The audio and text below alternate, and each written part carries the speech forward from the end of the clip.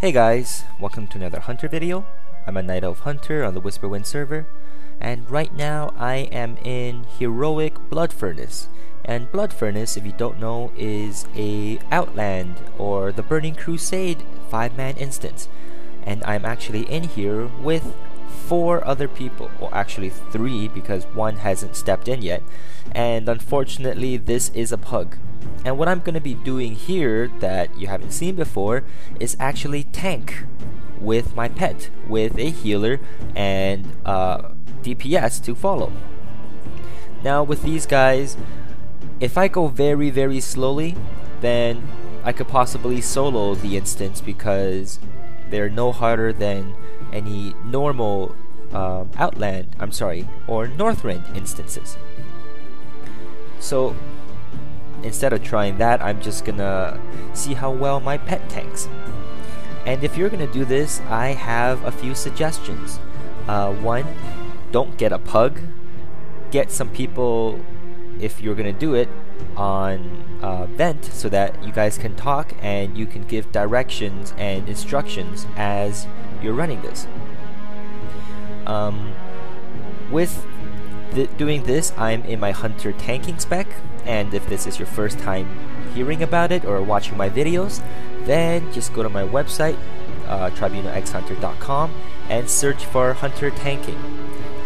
And there I have videos showing you how to spec for hunter tanking, how to gear for hunter tanking, and also what I can do in the hunter tanking spec, such as solo instances and, as you see here, tank stuff.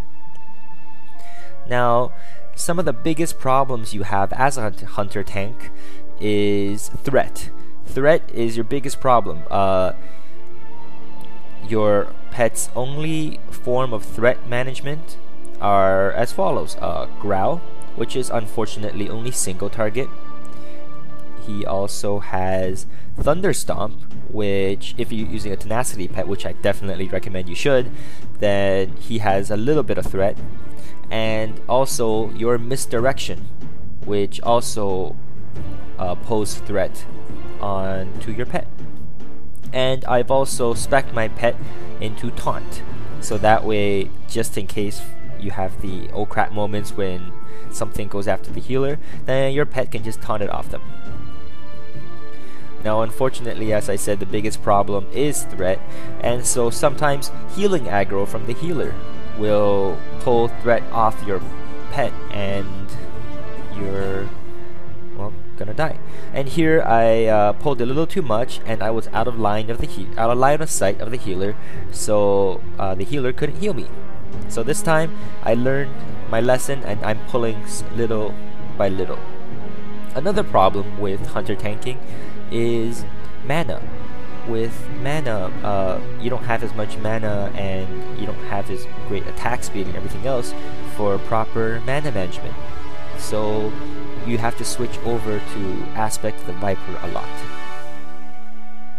Now, something that will help, again, obviously, is Vent. And Ventrilo is a program which you can voice chat.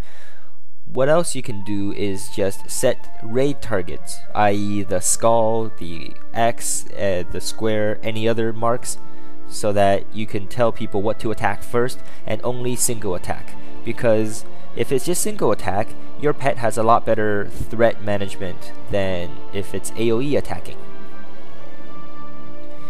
And there, as you saw, the Death Knight kinda almost got killed because he pulled threat from 2 or 3 people with his Death and Decay. Now we're here onto the first boss. Surprisingly, in a heroic instance, the bosses are the easiest part. I think mainly for 2 reasons.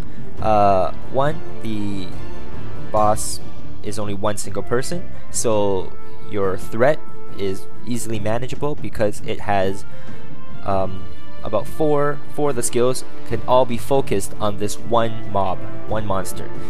Whereas if you're doing multiple people, then there could also be people who gets behind you, and so in that case you won't be able to dodge and your pet won't be able to parry, and it's just these kind of stuff which makes trash mobs actually harder than boss mobs.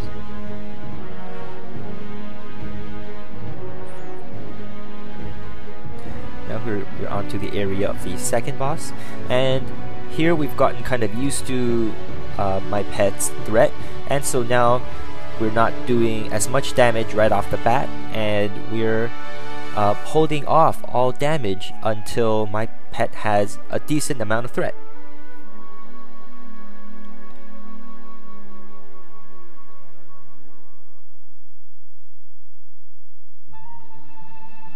Now with this boss, you pull a lever and there is a bunch of trash mobs that come out. And you have to take care of all of them before the boss appears.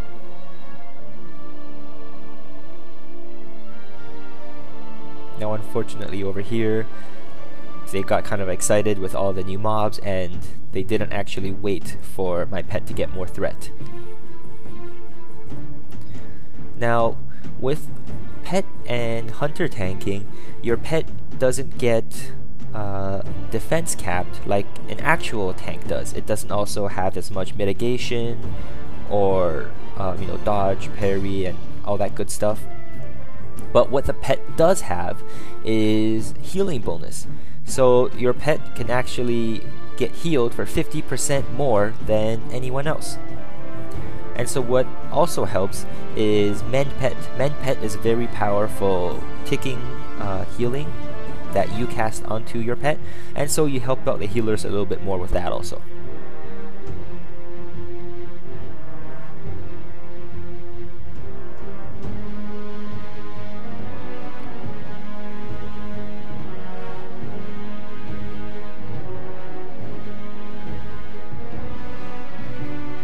It would also help if you got another hunter into the group, because along with your misdirects, another hunter who's a pure DPS could have a more powerful misdirect because their actual damage is harder.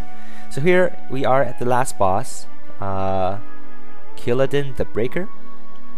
And with this boss, it's basically just a tank and spank except for this one part where he pulls you into the center and he casts a fire AoE.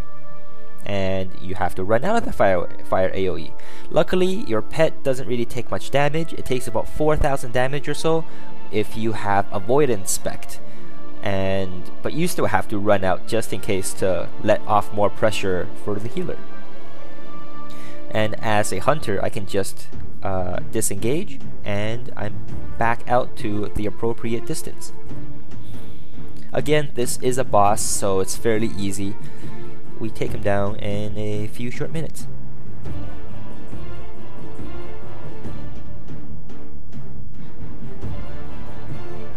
And down goes the boss. Now, my overall consensus of hunter and pet tanking, I'm not a big fan of it.